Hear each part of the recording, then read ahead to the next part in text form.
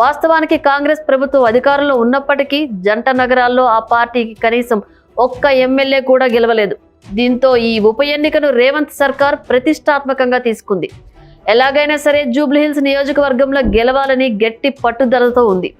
ఇందుకోసం ఇప్పటి నుంచే పావులు కదుపుతోంది. ఉప ఎన్నికల్లో అభ్యర్థి కోసం హస్తం పార్టీ నేతలు కసరత్తు ప్రారంభించారు.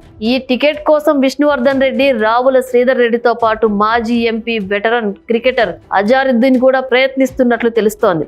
అయితే హైదరాబాద్ క్రికెట్ అసోసియేషన్ అధ్యక్ష పదవి తనకు ఇస్తే రేసు నుంచి తప్పుకుంటా అని పార్టీ పెద్దలతో చెప్పినట్లు సమాచారం.